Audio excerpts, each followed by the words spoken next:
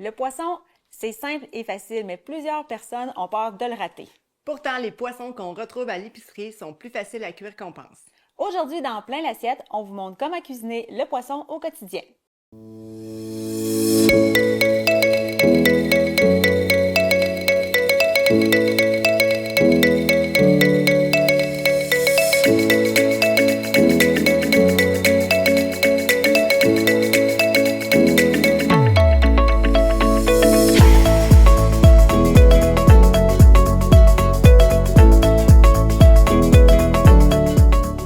Bienvenue dans Plein l'assiette, l'émission qui te cuisine des solutions. Ici, on t'aide à mieux cuisiner avec des astuces simples et efficaces. Moi, c'est Caroline. Moi, c'est Mylène. On te donne des trucs au quotidien pour retrouver le plaisir de bien manger. Bonjour Mylène! Salut Caro! Ça va? Oui! Oui. Aujourd'hui, on cuisine une protéine qu'on n'a pas beaucoup faite dans nos dernières émissions. J'ai hâte que tu nous en apprennes plus. Alors aujourd'hui, notre sujet, c'est... Le poisson. Je trouve que c'est vraiment quelque chose d'intéressant parce qu'il y a vraiment beaucoup de variétés qu'on peut avoir dans nos supermarchés ou les poissonneries locales.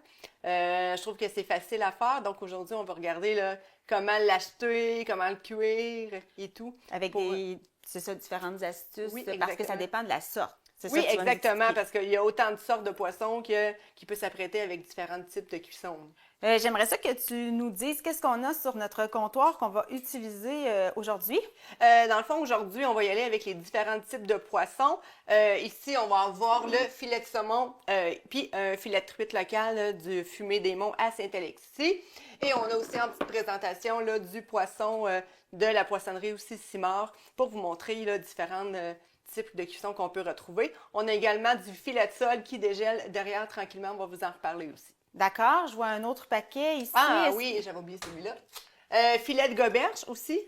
Donc, on en parle également. C'est des petits flocons de goberge qu'on peut avoir aussi à l'épicerie. Voir En fait, c'est de différents poissons avec différents prix aussi. Des choses qui peuvent être abordables. Avec les spéciaux, on est capable d'avoir plusieurs variétés. Puis, oui, c'est ça, sous différents formats là, que tantôt on va voir au niveau des filets. Est-ce que tu nous montres comment on les retrouve en supermarché? Oui, on va les retrouver en supermarché. Dans le fond, on peut déjà emporter celui-là ici. Ici, on va le retrouver. Celui-là, on est en train de le faire dégeler. Là, c'est des filets de sole. Ils viennent ici emballés sous vide dans un gros format que tu peux aller chercher au congélateur. C'est pas le format le plus pratique, le plus écologique au niveau du plastique, mais c'est un format quand même économique là, pour les familles. Donc, il y en a vraiment beaucoup dedans. Souvent aussi, le prix est plus bas. Et on peut sortir juste le nombre de poissons aussi qu'on a besoin là, dans le sac. Oui, ça c'est vraiment pratique pour les gens qui vivent seuls ou en couple que d'acheter un gros filet de saumon comme on voit parfois à l'épicerie. Là. Fait que dans le fond, Il y a plusieurs types de poissons, Oui. là, sûrement que tu as déjà vu ça aussi, le sole, les glefins, même on retrouve maintenant de la truite, du saumon, avec la marque Compliment là, à IGA, il y a vraiment beaucoup de sortes aussi. Là. Puis tu l'as dit d'entrée de jeu, quand tu es allé le chercher, ça dégelait dans l'eau. Fait que c'est vraiment la technique à avoir si on veut les dégeler rapidement. Oui, en fait, puis ils sont tellement minces, tu peux le laisser ici, Caro, sur le côté, on va en reparler pour la conservation. Oui, oui. En fait, c'est une façon rapide de le décongeler, surtout c'est tellement mince. 10 minutes là, sur l'eau froide. L'eau était vraiment très froide. On peut laisser un petit filet de l'eau couler pour la laisser la circulation. Sinon, j'ai fait ça, puis c'était tout bien dégelé. Puis ensuite, on vient les couper, puis on va pouvoir montrer comment les cuire. Là. Fait que c'est une façon, au niveau de la salubrité des aliments, de bien dégeler cette technique-là avec les poissons. Oui, on évite de les laisser sur les comptoirs. Ça, c'est vraiment, l'eau est froide, ça prend quelques minutes. On évite toujours de laisser ça là, longtemps sur les comptoirs. Sinon, on aurait pu les mettre au frigo en faisant un petit trou dans le sous-vide là, pour s'assurer qu'il n'y ait pas de bactéries là, surtout au niveau du botulisme, là, qui peut se développer à l'intérieur du sous-vide avec les poissons. OK, parfait. Sinon, on a les poissons frais, comme la truite. Moi, je l'ai pris, elle était très fraîche le moment que je l'ai achetée. Donc, surtout quand on a des truites comme à Saint-Alexis, ils sont capables d'avoir une livraison plus proche là, dans certains IGA comme ça. Donc, la truite fraîche. Sinon, on peut avoir aussi du saumon. Des fois, les supermarchés, ils gèlent, ils dégèlent. Là. Donc, il faut s'informer si ça a déjà été dégelé là, avant d'être dans les présentoirs. Est-ce que c'est ça qui va faire une différence si jamais on veut le manger justement moins cuit ou en tartare? Oui, dans le fond, pour les poissons en tartare, il faut vraiment s'informer là, vraiment au poissonnier, là, voir si c'est du poisson qualité tartare qui n'a pas été gelé, décongelé. Puis si c'est vraiment un poisson qui a été frais puis qui a été congelé aussi avec un certain degré de température là, qui est important à respecter. Là. Fait que il faut être ami avec notre poissonnier quand on décide d'aller dans des choses un peu plus élaborées, mais en temps normal, ce qu'on va retrouver, on peut facilement prendre ça au retour du travail, peu importe, puis cuisiner ça le soir même pour le souper de la c'est famille. ça un peu qu'on veut montrer aujourd'hui, que c'est facile de le cuisiner puis c'est facile de ne pas justement le rater avec les petites astuces qu'on va vous donner aujourd'hui. Donc, j'aimerais ça aussi qu'on parle, avant de cuisiner, là, de niveau comment le choisir notre poisson, si tu vas aller chercher notre petite pancarte. C'est beau, dans le fond, de trouver les poissons, mais aussi, c'est de savoir lequel acheter. Donc, c'est sûr que généralement, tout le temps, dans les comptoirs de poissonnerie, on va vraiment retrouver des poissons qui sont frais. Mais des fois, on va regarder la date de péremption. Oui, c'est une chose. Mais ensuite, c'est de s'assurer justement que le poisson a des bonnes couleurs aussi. Parce que quand il devient blanc ou qu'il change de couleur, ben là, on voit que le poisson est moins frais. L'odeur aussi. Tu sais, un poisson, ça sent la mer. Mais il a senti la mer et sorti vraiment le vieux poisson aussi. Donc ça, c'est vraiment un signe qu'un poisson, là, il est plus bon. C'est ça, il n'est pas frais pour la consommation. Non, exactement. Puis on va y aller aussi, des fois, on retrouve des poissons entiers qu'on peut acheter au niveau de la truite, justement. Là, ça serait des yeux opaques, ça serait une fermeté, ça serait qu'ils ne soient pas gluants aussi au toucher. C'est tous des signes qu'on peut observer. Sinon, ben, on est amis avec notre poissonnerie puis on s'assure de savoir ce qu'il y a. Mais généralement, dans les épiceries, c'est toujours bon, mais c'est quand on le ramène à la maison que des fois, on le laisse pendant 24 heures, 48 heures au frigo, on l'oublie, on le fait pas cuire. Donc c'est là que c'est de prendre ces trucs-là de vérification va plus arriver. Moi, ça m'est déjà arrivé c'est malheureux, là, mais justement d'en gaspiller parce qu'il était resté oublié dans le frigo. Là, quand on a un deuxième frigo, une plus grosse famille reste dans le deuxième. C'est là qu'il peut arriver des petites choses puis qu'on doit vérifier ça justement avant de le faire cuire. C'est super important. Puis dans les sacs sous vide, c'est pour ça que je t'ai dit de le garder si tu veux me l'envoyer par ici. Des fois, ce qu'on appelle, c'est que ben on va regarder voir s'il y en a des poissons qui ont trop gelé, là, qu'on appelle cuire avec le froid. Des fois, ils vont changer de couleur aussi. Tu sais, là, on voit que le poisson il est encore très, très blanc, l'air n'a pas rentré. Mais il suffit qu'il y ait un petit peu d'air qui rentre à l'intérieur, puis on va voir que le poisson va devenir très, très blanc ou il y a de la glace qui va commencer à se former. Là, ça va être malheureux. Ça va être le moment de l'acheter, malheureusement. Je pense qu'ici, vraiment, tout est beau. Oui, majoritairement. Mais ça m'est arrivé quelques fois que, mettons, il y a eu un petit trou, mais on s'en rend pas compte dans l'usine, puis que ça s'en va dans le sac. Et que le poisson, il est vraiment brûlé là, par le froid. Là. OK. Puis c'est plus apte à la consommation dans ce cas-là. Non, okay. Je te le dis de le remettre au froid. Pendant que temps-là, je vais pouvoir peut-être juste déballer ça là, pendant que j'ai les mains dans le poisson. Oui, puis tu nous as parlé, ben c'est ça, au niveau de la fermeté, qu'est-ce qui fait qu'on considère un poisson ferme quand on les touche? Il va un petit peu rebondir, dans le fond. Je ne veux pas tout mettre les doigts partout, mais quand vous allez éplucher, il va avoir vraiment le principe d'être rebond. Fait qu'il ne va pas trop s'enfoncer, donc il va être vraiment plus ferme aussi. Fait que beau petit poisson qu'on va pouvoir faire cuire. C'est bon. Fait qu'ici, là, les poissons, je vais les mettre sur ma planche. Moi, je vais avoir la planche à poisson. Papier essuie-tout? Oui, papier essuie-tout. Parce que les poissons comme ça, pour avoir une belle cuisson, j'imagine que c'est mieux quand ils sont un peu épongés. Oui, pour pas exactement. faire Parce que là, il y a vraiment beaucoup d'eau qui s'est formée dedans. Tiens. Je vais en mettre deux. On fait un petit échange. Donc, on les éponge comme il faut ici pour s'assurer. Puis ça va être plus facile aussi à assaisonner. L'assaisonnement va bien rentrer à l'intérieur. Donc, on va pouvoir, c'est là, les faire poêler. Bien, justement, tu t'abordes un peu les types de cuisson. Tu as parlé de poêler. Qu'est-ce qui détermine le type de cuisson qu'on va prendre dépendant le poisson qu'on va choisir? Mais en fait, ça va vraiment être l'épaisseur. Vous avez des poissons, dans le fond, à 2 filets, des poissons à 4 filets. Est-ce que tu sais la différence? Non. OK. Un poisson à 2 filets, bien, ça le dit, hein, c'est 2, donc le poisson, il est rond. Dans le fond, il est vraiment plus rond. Exemple, comme le saumon. Et un poisson comme le sole qui a 4 filets, dans le fond, il va être beaucoup plus plat. D'accord. C'est pour ça qu'il va y avoir 4 filets en haut et 4 filets en dessous qui vont avoir, dans le fond, il va falloir désosser. Là, enlever toutes les arêtes. Ouais. Ça, c'est quelque chose, justement, quand on mange du frais ou du entier, on peut avoir un petit désagrément au niveau des arêtes. Mais habituellement, en épicerie, par exemple, c'est déjà tout préparé, là. Rarement, à moins qu'on achèterait un poisson entier dedans, là. Non, mais, exactement. Puis on a la chance vraiment d'avoir vraiment des belles poissonneries aussi dans la région. Puis, tu sais, les IGA aussi ont une belle gamme de produits là, à nous offrir, toujours frais, là. Même faire aux les 4 filets. saisons, là, on réussit à avoir des poissons. Puis on peut lui demander aussi, là, si on va avoir un type de poisson, lui, il peut nous l'apprêter, là. Fait que, on revient à nos types de Oui. cuisson. Plus que c'est mince, on va y aller avec un type de cuisson poêlé pour celui-là ici.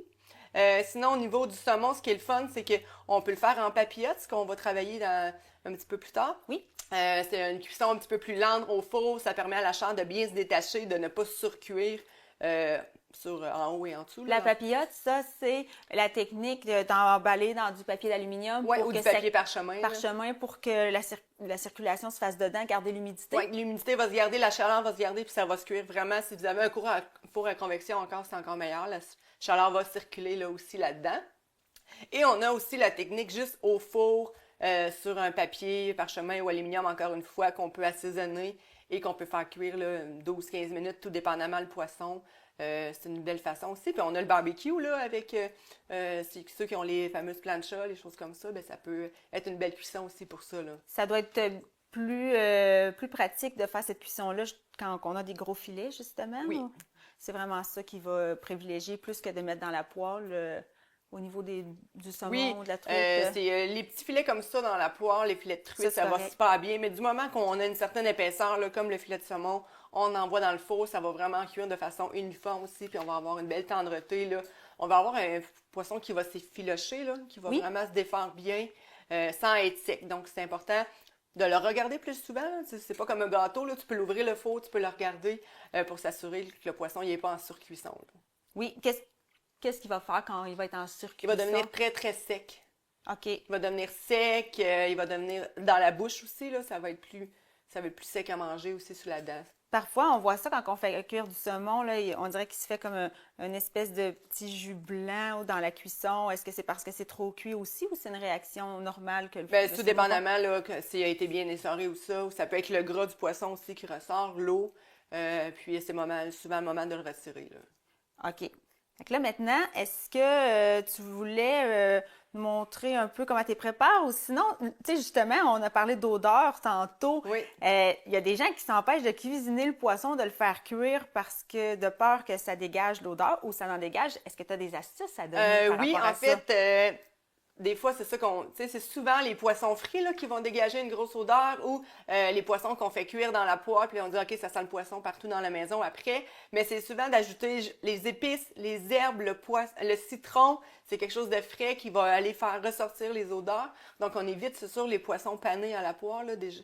Mais si on peut y aller juste avec un petit poisson, on met du citron, on met des herbes dans la poêle, ça va vraiment sentir plus frais. Sinon, si on ne veut vraiment pas avoir, ou presque pas, ben on privilégie les cuissons au four, papillotes, que là, on évite les odeurs. Ça dégage Ouais. beaucoup moins. Là. Fait que les fameux fish and chips, là, ça, c'est sûr qu'on va propager une odeur là, avec les cuissons comme ça. Ça, c'est une autre façon de manger le poisson Ouais, là, dans de la panure. mais il y a des excellentes, là, oui, il y a des poissons comme les aiglefins panés à l'épicerie qu'on va retrouver, mais on peut avoir des excellentes panures maison qu'on peut faire aussi dans les air-fryers, dans les fours, mais là, c'est sûr qu'on va chercher l'odeur du poisson et de la friture après.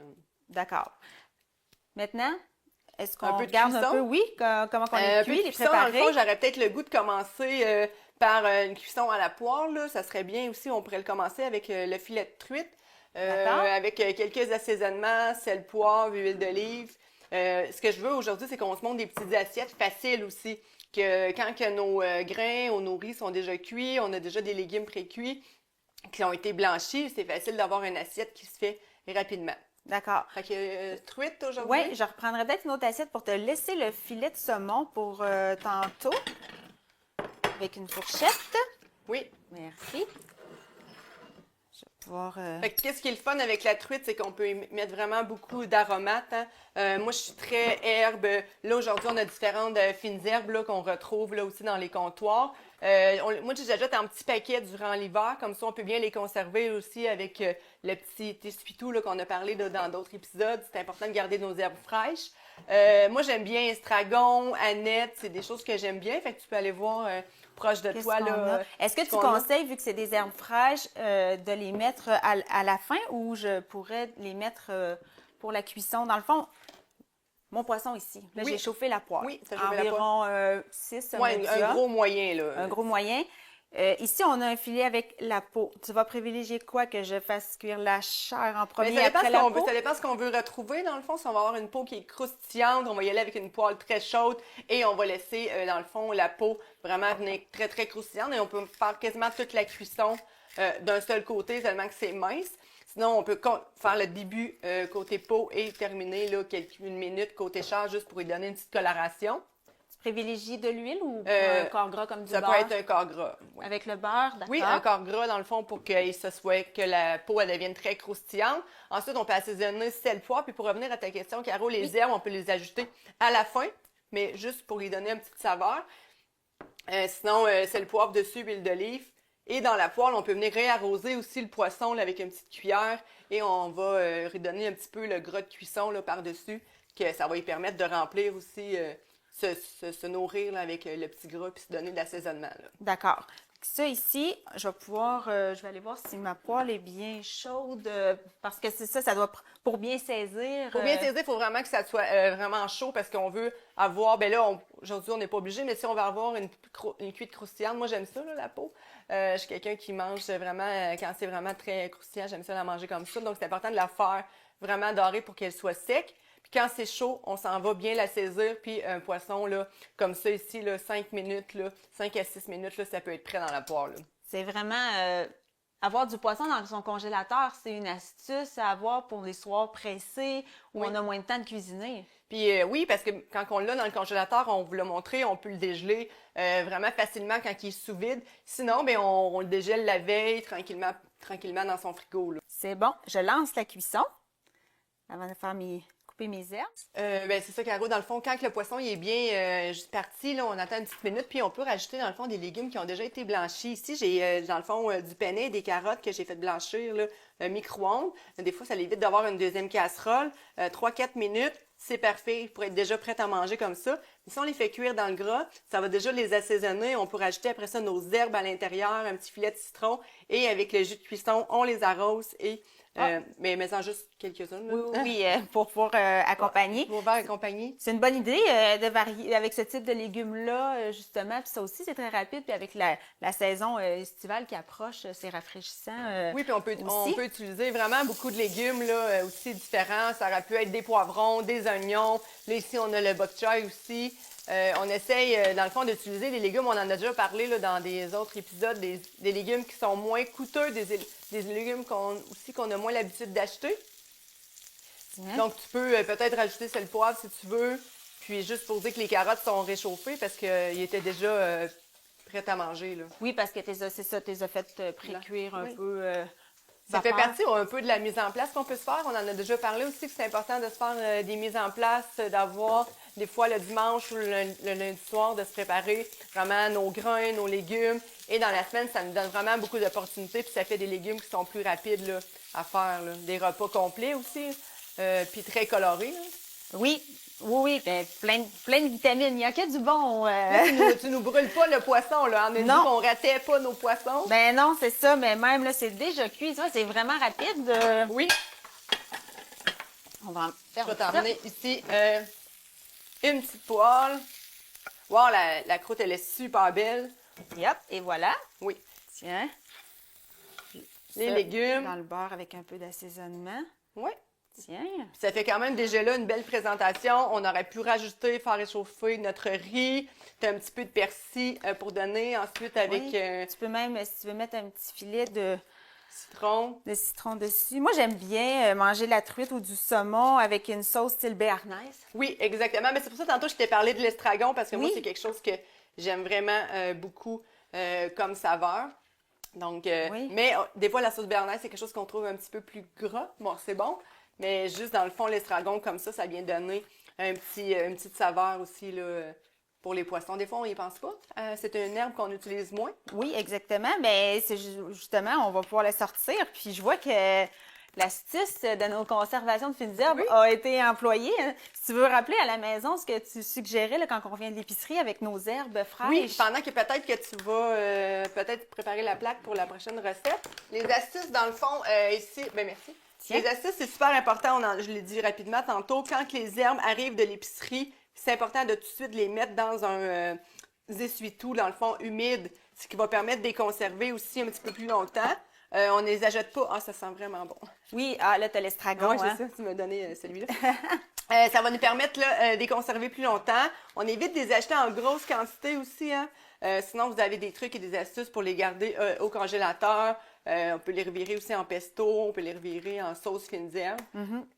On peut les faire sécher aussi, mais petite quantité comme ça, généralement, ça va bien se conserver. Essuie-tout mouillé. Est-ce que tu voulais commencer par la cuisson de tes filets avant qu'on se lance dans la papillote? Ou, Oui, on peut dans le fond, c'est un peu la même chose pour ça ici.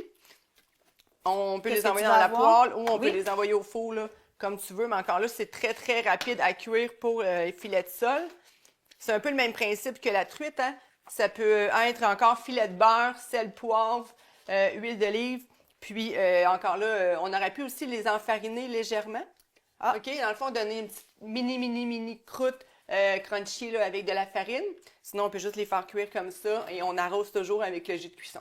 Parfait. Est-ce qu'on peut change de plaque? Comme ça, on va pouvoir préparer une autre assiette. Oui. En même temps, je vais te donner ce qu'il te faut pour montrer aux gens comment préparer une papillote avec notre morceau de filet qu'on a là. Oui. On a sorti aussi des betteraves. J'ai hâte de voir comment tu vas les utiliser dans la préparation. Oui. Ton estragon, je pense que ça devrait être bon en papillote. Oui, exactement. Fait que tu reviens, mets ça en cuisson puis reviens parce que les choses sont beaucoup de ton côté. Oui. Donc, c'est important, en fait, papier aluminium ou papier parchemin. Notre poisson aussi, il doit être bien frais, bien égoutté. Celui-là, il était déjà prêt à la cuisson. On va, si tu peux m'emmener l'huile d'olive, on en met un petit peu dans le fond. J'aurais pu aussi mettre des quartiers de citron pour permettre, dans le fond, au jus de bien adhérer. Là, on va y aller avec ça ici. Un petit peu d'huile ici. Sel, poivre, puis le filet. Comme ça. Je te donne les assaisonnements. Comme ça ici, ça. Je vais les prendre après pour les mettre sur le filet pour la cuisson. Qu'est-ce que tu as besoin d'autre? Le bok choy en attendant. Et ici? Oui, bok choy et ta planche. Les légumes, ça doit aussi faire une différence de choisir le bon au niveau du temps de cuisson pour les papillotes.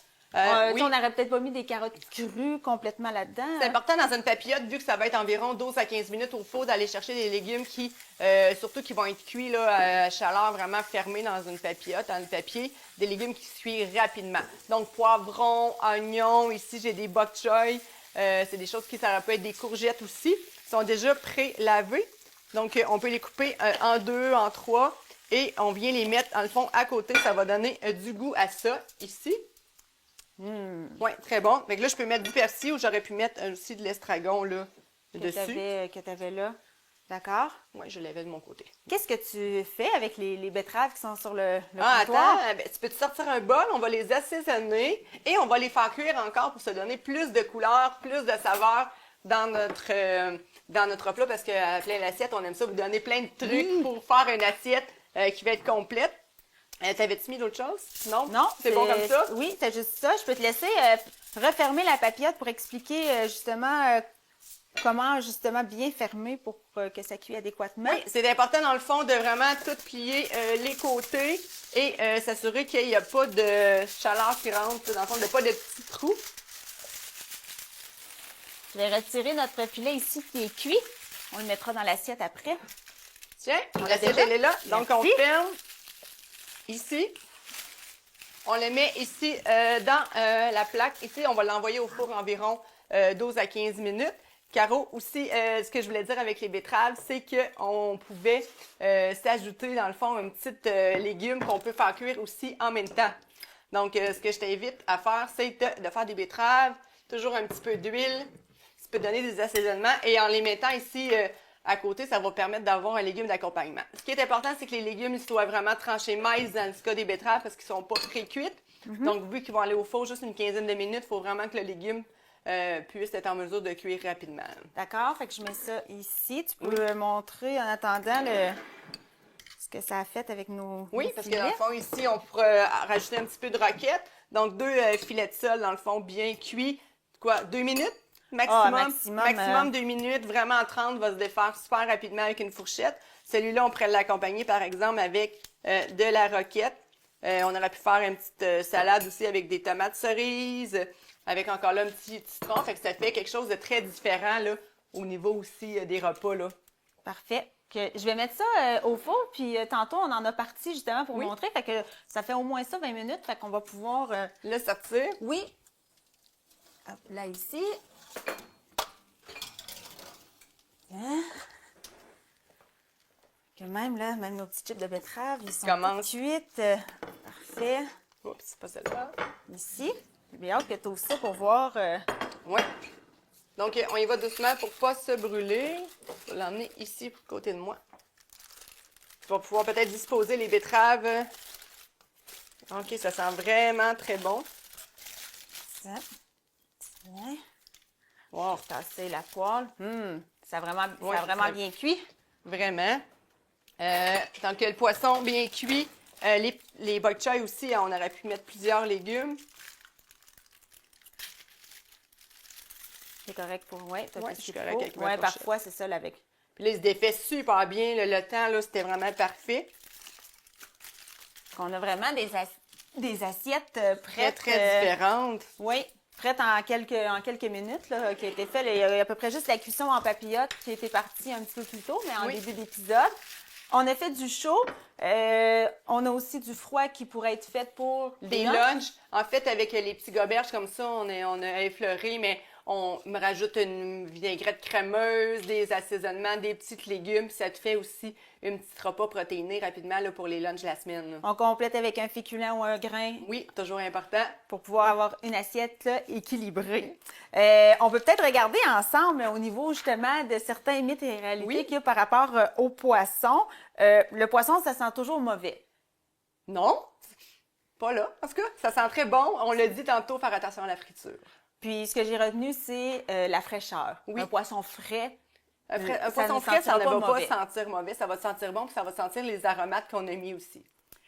Clairement, le mythe que c'est difficile à cuire, on vient de le prouver que non. Donc, 2 poêlés, 1 papillote. Puis, on aurait pu envoyer juste au four aussi. Là. Oui, sur une plaque avec de l'huile. Exactement, avec les aromates. D'autres fines herbes. Là, tu as de la nette aussi, qui est ce qu'on utilise souvent pour le poisson. Le prix, c'est dispendieux consommer du poisson? Ben oui, c'est sûr que là, avec les prix d'épicerie, il y a des choses qui explosent, mais surveiller les spéciaux et peut-être prioriser là, les produits congelés, là, comme qu'on a vu, les emballages familiales. Vous allez économiser aussi de cette façon-là. Puis gâtez-vous de temps en temps là, avec un poisson frais. Oui, allez voir en poissonnerie, il y a tout le temps des belles arrivages. Dépendant des périodes de l'année, il y a des poissons qui sont plus disponibles, dépendant les saisons des pêches. On vous invite à venir nous suivre si vous voulez encore plus d'astuces sur nos différentes plateformes, dont le Facebook et notre chaîne YouTube, où vous allez retrouver plein d'autres capsules éducatives pour vous donner le goût de cuisiner, puis surtout que ça rende ça simple dans votre quotidien. Alors, sur ce, on va espérer que vous allez cuisiner le poisson, peut-être pas à chaque jour, mais plus souvent au niveau de vos menus de choix de la semaine. Alors, on se dit à bientôt dans Plein l'assiette.